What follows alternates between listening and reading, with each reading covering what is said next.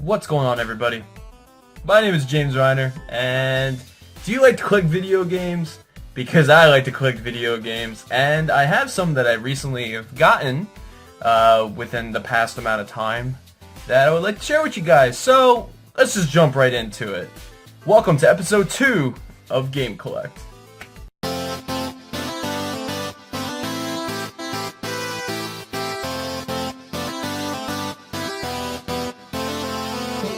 Before we begin, I recently did a vlog about me packing up my games, and that is still true, what happened in that vlog. I am currently in the stages of potentially, kind of moving around a little bit, so as you can see, it's kind of bland in here right now, and the audio probably has a bit of a flux going on in this room, so, please, excuse the quality of the recording. So, let's just jump right into it. So I do have some games that I recently got, in the past whenever, that I want to share with you guys. So I'm just going to go through and, name what they are and in no particular order. I hope you enjoy. So, starting off with game number 1, the first game, whatever. We have Mortal Kombat 4 on Nintendo 64. Surprisingly, I didn't have this one. I do have Trilogy, and I do have Mythology Sub-Zero, so now I have MK4 to complete the Mortal Kombat and 64 games. Next on our list, we have True Crime, Streets of LA for the original Xbox. I actually really like this game. When it first came out, it was said to be a Grand Theft Auto killer. Not really. It did do some things, but a lot of the systems in the game kind of felt like clunky and pushed, so to speak. Next on our list, we have Xevious on the Famicom? Sometimes I look at these Famicom cards and I'm just like, is it Famicom? I don't know, someone's gonna make fun of me. No, it's okay. And next we have Afterburner. I love Yu Suzuki, what can I say? I mean, I know that Yu Suzuki technically didn't do this port, but it's still a port of a Yu Suzuki game. So, I can never tell if it's a Famicom card. Like, that's a problem that I always have. For some reason, when I go into like the Japanese systems, I sometimes have issues figuring out, excuse me, not a sponsor, figuring out which system it's for. Next on our list, this is a game I've been looking for a while, and if you saw, my recent, the first episode of Game Collect, you'll see I've been kind of grabbing Nintendo 64 games. And here we have Blast Core for the N64. It's complete in box. It's not sealed, but it is in pretty damn good condition, so I'm happy to add that to the collection. Next we have Tony Hawk Pro Skater 3 on Nintendo GameCube. I love the Tony Hawk games, not necessarily the later ones in the series, as I'm sure a lot of people would probably also agree with. But Tony Hawk 3, in general, the third game is probably my favorite in, the entire Tony Hawk series. The Xbox version being my favorite port, because there was Xbox exclusives, and it just generally looked better, so to speak, as a lot of ports did back then in that era. Here we have DDR Mario Mix on GameCube. Probably, I would say it's probably one of the worst games in the DDR PS2, GameCube, Xbox era. But I mean, it's kind of specially catered for a certain audience. Like, if I had to choose between this and like Extreme or Max 2 or Max 1 or Supernova, obviously I'd be playing one of those. Japanese DDR Extreme. Not American DDR Extreme, because oh god, the game is horrible. Japanese one is awesome. Here we have one of my favorite games actually ever made. I think I had a copy of this when I was younger, and I think I sold it one day. I just randomly picked it back up, so I found it for $3 US. We have Metal Gear Solid 3, Snake Eater, complete in box. I actually hope to get this signed by Kojima in a couple months' time, which, if it happens, I'll do a video on it.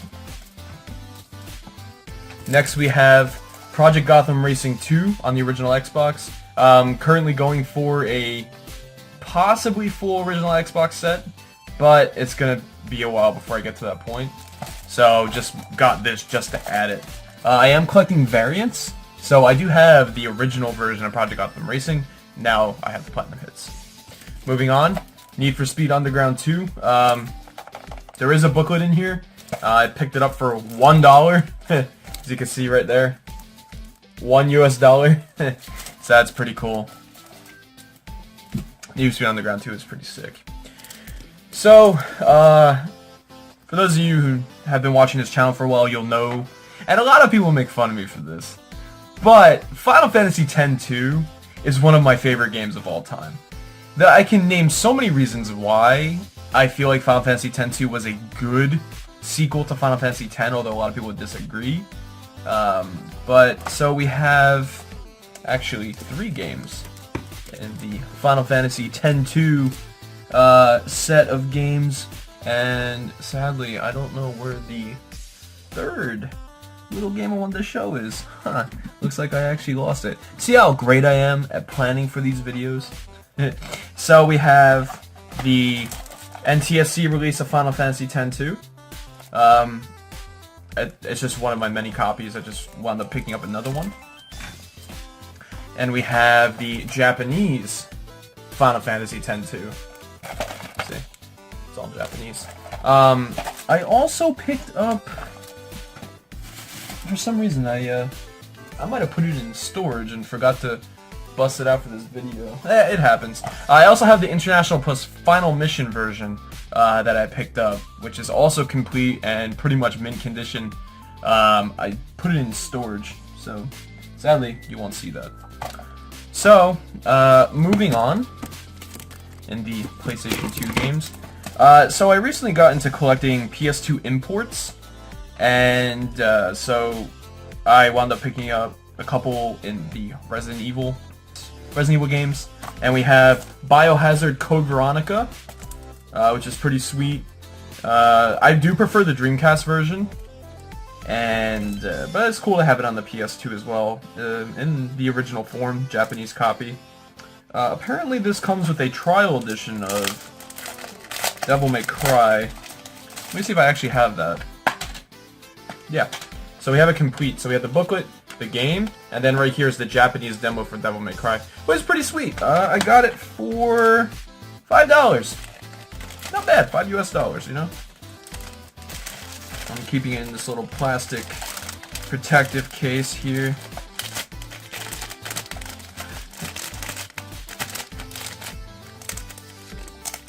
I need to get better protector cases, because there's a store that I go to that packages them in like these plastic things, right? These little plastic sleeves, and like they're hard to get on, but like when they're on, they provide pretty good support for the game. You know, they don't get dusty or anything like that, which is pretty sweet. You may realize that I'm kind of like looking this way. It's because I'm actually watching a preview to see that everything is kind of okay looking, because I'm using a camera that I don't normally use. So I'm just, you know, I'm just trying to make sure it looks okay, and I got some lighting up there. I want to make sure everything kind of looks a little even, although it may not, and I realize that. Like I said, sorry for the video quality. I am kind of currently in the flux of moving stuff around, so moving on, we have the English version, Resident Evil Code Veronica X. I used to have this when I was younger, and I don't know, I think I sold it or something. I don't really remember what happened, but there it is. I think I got it for like $2? Yeah. At actually a flea market. Englishtown flea market. Actually, the flea market that was the first episode of Flea Market Madness on Pat the NES Punk's channel. So that's pretty cool. So we have, for the original Xbox, a Blockbuster exclusive, actually. And that is Outlaw Golf 9 More Holes of Christmas. Xmas. Whatever you want to call it. So this is a Blockbuster exclusive, and I picked it up for $5. I mean, it's an okay price. It's kind of like what it goes for on eBay, but since it's a Blockbuster exclusive, I'm just like, might as well get it now before, because from what I understand, a lot of Blockbuster exclusive games, they don't have as much printed as normal. So, but it's cool to just have it, you know? Add to the collection there. So, moving on from there, we have some audio CDs relevant to video games. Going back to Final Fantasy X-2, Stephofanime, she is a great person. Go check out her channel that she has on Twitch, Stephofanime. I'll link her in the description below. And we have the sealed Final Fantasy X-2 soundtrack. And I've never owned the soundtrack. And Final Fantasy X-2, a lot of people, you know, hate on the game, but you gotta admit, some of the tracks in this game are pretty fucking awesome. Like the piano theme, you know, it just sounds amazing. I wish I could play that. One day I'll be able to. And I've always loved the Xanarkin theme in X-2. It always has like this really nice sound that you can kind of just relax to.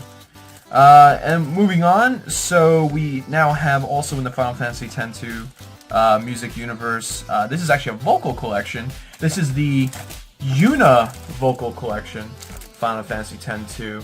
The cover's a little cut off, or actually not really cut off, but the label here is actually covering it. You can kind of see that too well. So that's pretty cool. So, moving on, we have an anime DVD, actually. And this is Bleach, the TV series called Perfect Collection Part 1 with the slipcover. I actually won this in a Facebook group, so I just paid for shipping. So, yeah, that's pretty cool. Got it for like not even $5. So, yeah, Bleach, pretty awesome. Not really too big of a fan of Bleach. I used to watch it back when it was still like being released in Japan. Sorry, my leg fell. Being released in Japan, and just kind of using fan subs. So, yeah. Sorry, my light actually just fell. Let me actually move that out of the way. So, okay, we're good. I'm just gonna leave that in. Fuck it. A little behind the scenes action for you. So moving on, we have...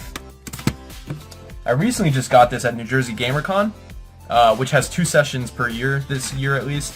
You'll see that I actually did a review video on this convention, and that is Doom on the 32X. I really like this game because, I mean, it's Doom. Doom has to run on everything. Whenever we hack something, we run Doom on it, so Sega was like, hey, let's just put on the 32X. You know, or id Software did, and they licensed it for the 32X. So we didn't have to hack the 32X to play Doom. Awesome. So, moving on, for the N64, we have Cruisin' USA Complete in Box. I'm keeping all my N64 box games in these little plastic, like, protector cases, because it just makes them, you know, it keeps the shape, because these boxes kind of break easily. So, we have Cruisin' USA Complete in Box. Got it for, like, $8 US, which is not too bad. Probably find it less elsewhere, but, you know, that's pretty cool, though. Moving on. We also have, for the Sega Saturn, and don't judge me for this game. Oh, man. So, this is a hentai game for the Saturn, from what I gather. And it is called Final Romance 2. I picked this up because I thought it looked really weird and cool. And I got it for $5. Complete. No disc is perfectly clean. So, I'm just like, it's a weird Japanese Saturn game. And it's hentai. Why not? Don't judge me, please. So, moving on, once again, we have, for the Nintendo Wii, DDR Hottest Party 1 and 2. These are the NTSC releases. I do have DDR Hottest Party 1, in the Japanese version complete, but that is currently boxed away. Alright, so... we're almost at the end here, and I got a really good one for the last game that I'm very happy to have. So before then, one of my favorite games of all time is a game named REZ, right? And REZ originally came out on the Dreamcast in Europe and Japan, and was ported to the PlayStation 2. Now, PlayStation 2 version has a Japanese version and an NTSC version, and I don't think it came out in Europe on PS2, or it might have. Don't quote me on that because I'm not really sure. So we have REZ on the PS2, right? This is the Japanese standard copy. And we have REZ on the PS2. This is the special edition that comes with the Trance Vibrator. I'm gonna do a separate video on the Trance Vibrator, because I just think it's such a weird and cool little video game peripheral.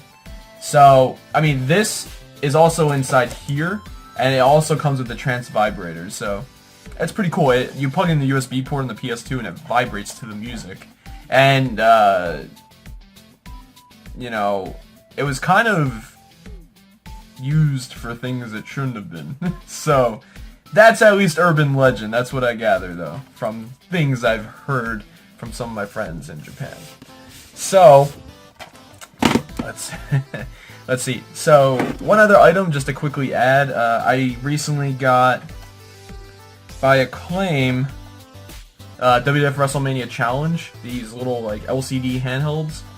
Yeah, it's pretty cool. It works. I mean, it was probably cool for its time, but nowadays, like, it doesn't really hold up too well. But yeah, so it's WrestleMania Challenge, WWF WrestleMania Challenge by Acclaim, and it's an LCD handheld. It works. Oh, it's actually on. I don't know if you can kind of see that. See? Pretty sweet. I do like collecting these LCD handhelds because they're just like kind of weird, you know, which is pretty sweet. So, for the final game I'm going to show here, big shout out to my friend Adam Korlick for helping me find a copy of this.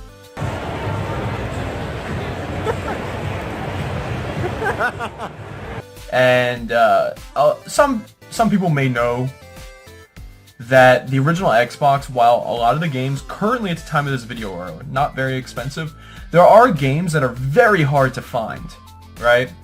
You know, games like Daemon Sector, I think it's called, is like the game.